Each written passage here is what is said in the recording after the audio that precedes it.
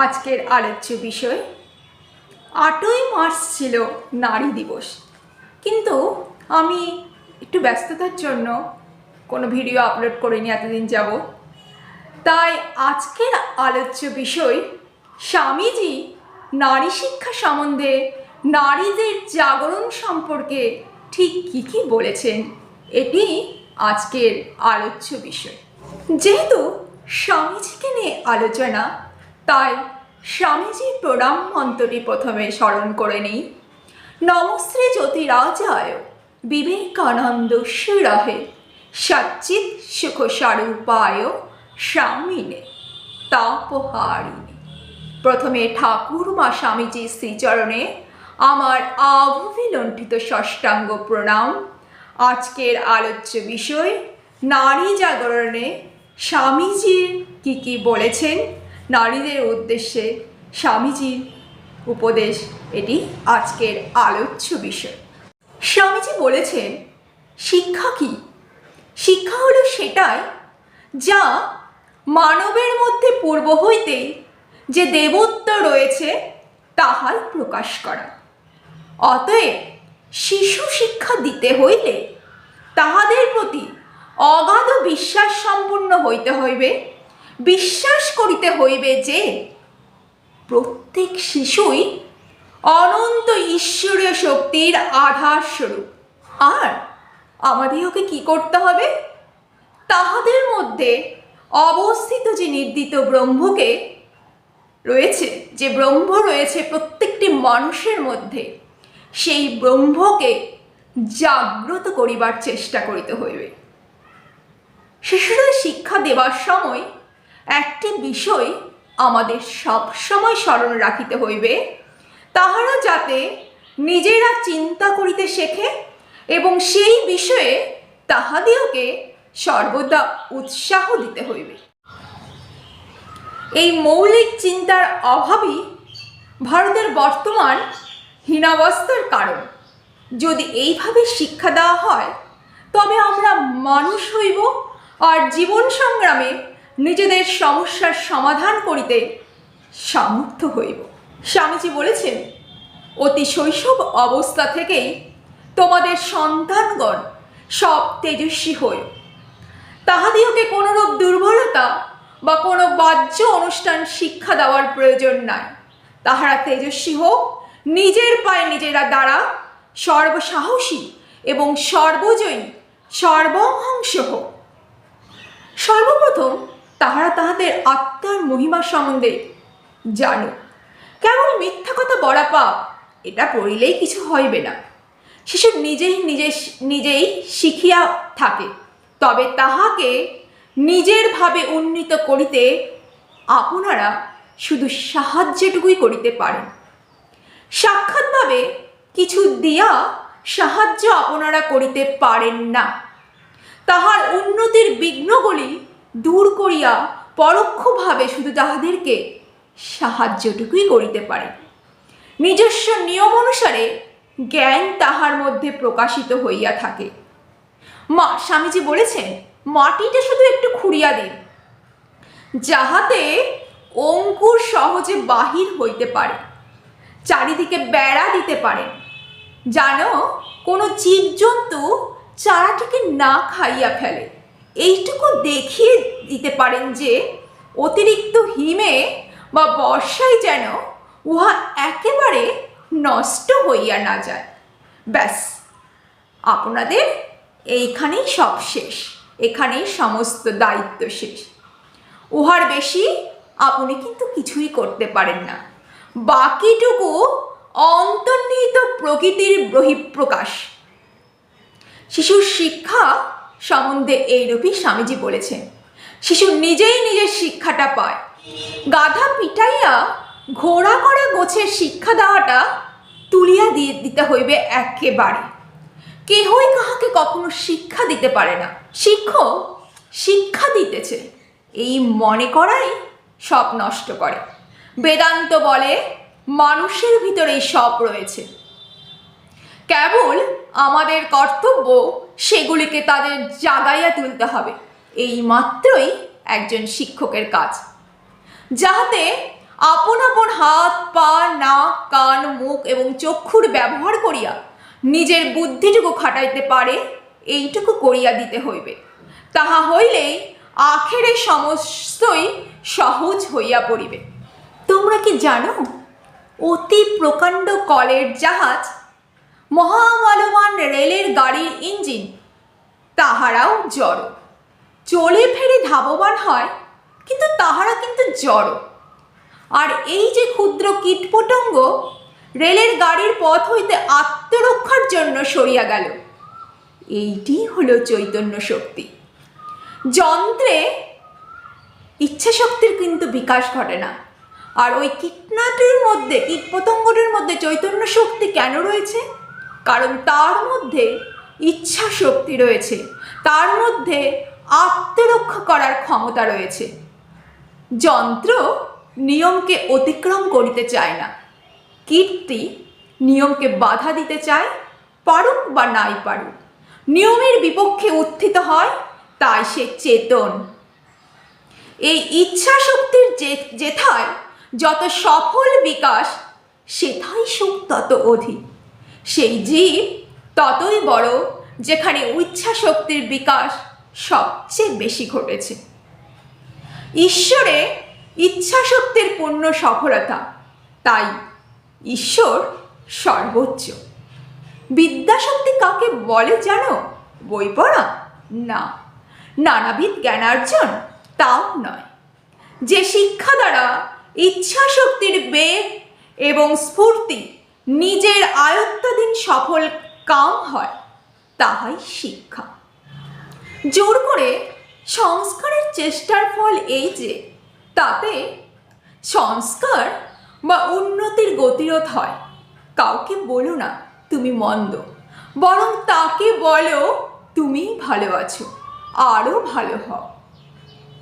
যদি তুমি কাউকে সিংহ হতে না দাও, তাহলে সে ধূর্ত শৃগাল হয়ে দাঁড়াবে।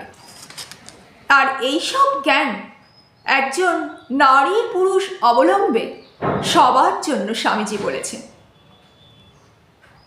ধর্ম, শিল্প, বিজ্ঞান, ঘরকন্যা, রন্ধন, সেলাই, শরীর পালন, এইসব বিষয়ের স্থূল মর্মগুলি মেয়েদেরকে একটু বেশি করে শেখানো উচিত। মেয়েদেরকে কিন্তু নোবেল নাটকও ছুঁতে বলেছেন স্বামীজি। শুধু পূজা পদ্ধতি শেখালেই হবে না, সব বিষয়ে চোখ ফুটিয়ে দিতে হবে। আদর্শ নারী চরিত্রগুলি ছাত্রীদের সামনে সর্বদা ধরে উচ্চ ত্যাগরূপ ব্রতে তাদের অনুরাগ জন্মে দিতে হবে। সীতা, সাবিত্রী, দময়ন্তী, লীলাবতী, খনা, মীরা, এদের জীবন চরিত্র মেয়েদের বুঝিয়ে দিয়ে তাদের নিজের জীবন এই রূপে গঠন করতে দিতে হবে। এটাই মেয়েদের জন্য স্বামীজি বলেছেন। পুরাণ, ইতিহাস, গৃহকার্য, শিল্প, ঘরকন্যার নিয়ম এবং আদর্শ চরিত্র গঠনের সহায়ক নীতিগুলি বর্তমান বিজ্ঞানের সহায়তায় শিক্ষা দিতে হবে। ছাত্রীদের ধর্মপরায়ণ এবং নীতিপরায়ণ করে তুলতে হবে। জ্ঞান লাভের একমাত্র উপায় কি জানো? অনেকবার বলেছি, সেটি হলো স্বামীজি বলেছেন একাগ্রতা। রসায়নবিদ নিজের পরীক্ষাগারে মনের সমুদয় শক্তিকে কেন্দ্রীভূত করিয়া সেই সকল বস্তু তিনি বিশ্লেষণ করিতেছেন এবং সেগুলির উপর প্রয়োগ করেন। এই রূপে এইসবের রহস্য অবগত হন। জ্যোতির্বিদ নিজের মনের সমগ্র শক্তি একাগ্র করিয়া দূরবীক্ষণ যন্ত্রের মধ্য দিয়া তাহা আকাশে প্রক্ষেপ করেন। আর অমনি সূর্য, চন্দ্র, নক্ষত্র সকলেই নিজ নিজ রহস্য তাহার নিকট ব্যক্ত করে। আমি যে বিষয়ে এখন তোমাদের নিকট বলিতেছি, সেই বিষয়ে আমি যতই মনোনিবেশ করিতে পারিব, ততই সে বিষয়ে আলোকপাত করিতে পারিব। যত আমরা মনোযোগের সঙ্গে যে কোনো কাজ করতে পারব, ততই আমরা সফলতা অর্জন করব। সেটাই স্বামীজি বলেছেন। তোমরা আমার কথা শুনিতেছ, তোমরাও যত এ বিষয়ে মনোনিবেশ করিবে, ততই আমার কথা স্পষ্টভাবে ধারণা করিতে পারিবে। আর এইসব জ্ঞানগুলি স্বামীজি নারী পুরুষ নির্বিশেষে সবার জন্য বলেছে।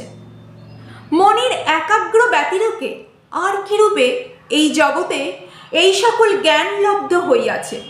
সব জ্ঞানই লব্ধ হয়েছে মনের একাগ্রতা এই শক্তিটির দ্বারা।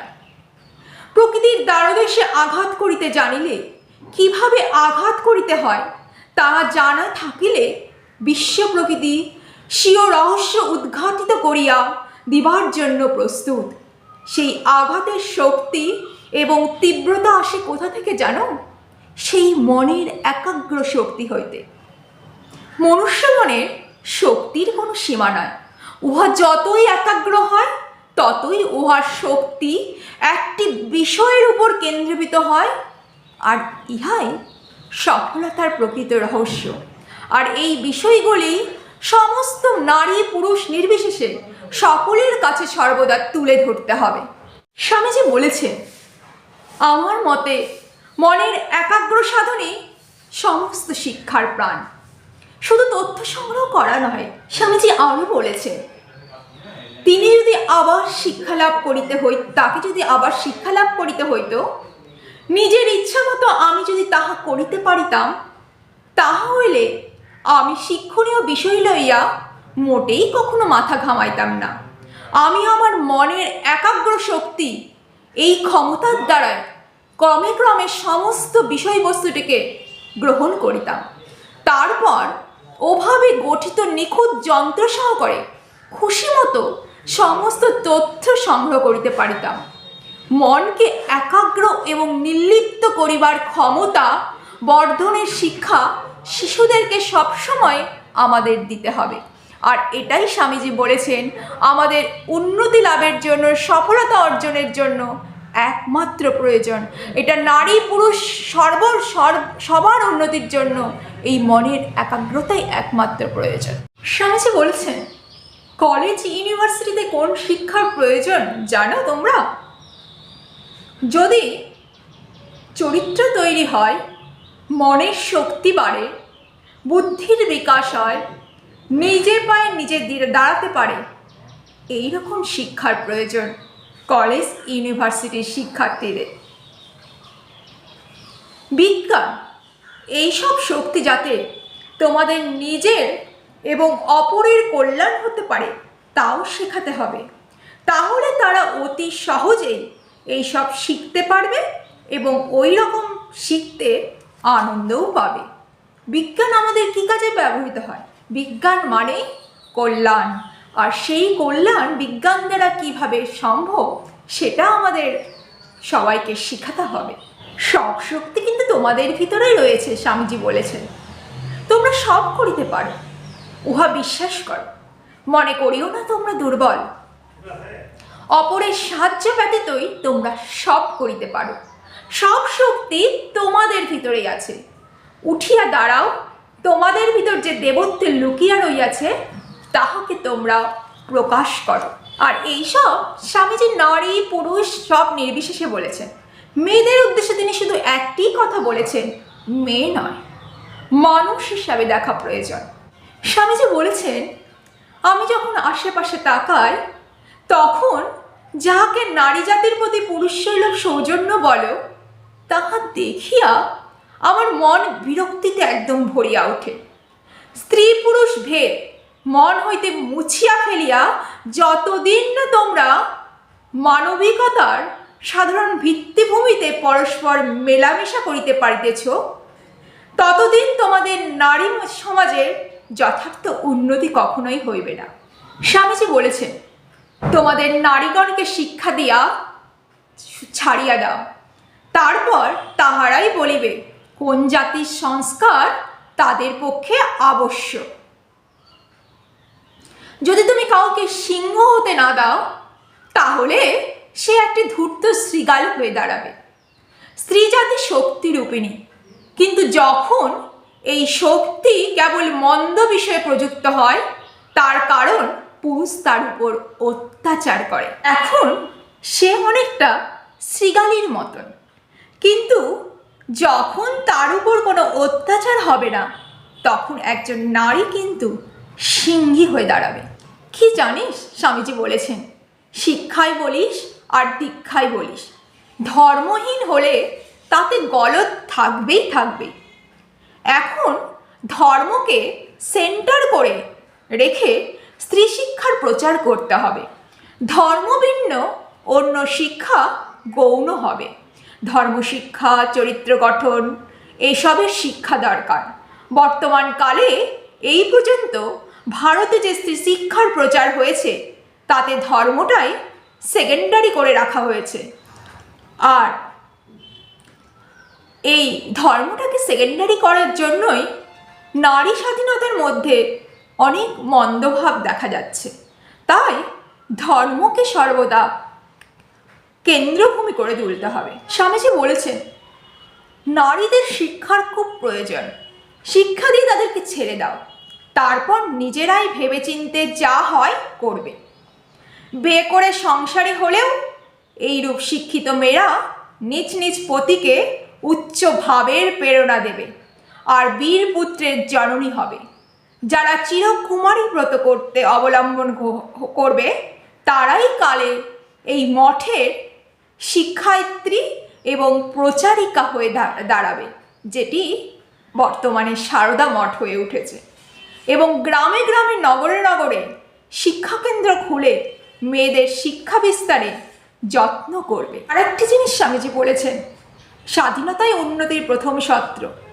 যেমন মানুষের চিন্তা করিবার এবং কথা বলিবার স্বাধীনতা থাকা আবশ্যক, তেমনি আহার, পোশাক, বিবাহ এবং অন্য সকল বিষয়ে স্বাধীনতা প্রয়োজন। তবে এই স্বাধীনতা যেন অপর কাহারও অনিষ্ট না করে। এইসবই স্বামীজি নারীদের উদ্দেশ্যে বলেছেন। আর নারী পুরুষ ভেদাভেদের কথা উনি সর্বসময় বলেছেন। উনি বলেছেন, যখন এই ভারতবর্ষ থেকে নারী পুরুষ ভেদাভেদ দূর হবে তখনই ভারতবর্ষ প্রকৃত উন্নতির পথে এগিয়ে যাবে। আর এই উদ্দেশ্যে তিনি সেই সব নারীকে সর্বদা অবলম্বন করতে বলেছেন, কারণ একটি জীবনে উন্নতি করতে গেলে উন্নত চরিত্রকে অবলম্বন করা খুব দরকার। তাই আমাদেরকে গার্গী, মৈত্র, খনা এইসব নারীদের জীবনকে জানতে হবে। স্বামীজি একটা কথা সবসময় বলেছেন, সকলকে ধরে ধরে বলগে তোমরা অমৃতের অধিকারী, আর তোমাদের ভিতরেই সর্বস্ব শক্তি রয়েছে, আর সেই শক্তিকে আমাদের জাগ্রত করতে হবে নারী পুরুষ নির্বিশেষে। তাহলেই এই পৃথিবীর উন্নতি হবে। আর এই শক্তি প্রত্যেকের মধ্যেই রয়েছে। চলো আমরা সেই শক্তিকে সবাই মিলে জাগরণ করি, যেই শক্তির কথা স্বামীজি আমাদেরকে সর্বদা বলেছে। আজ এখানে জয় স্বামীজি, জয় ঠাকুর, জয় মা।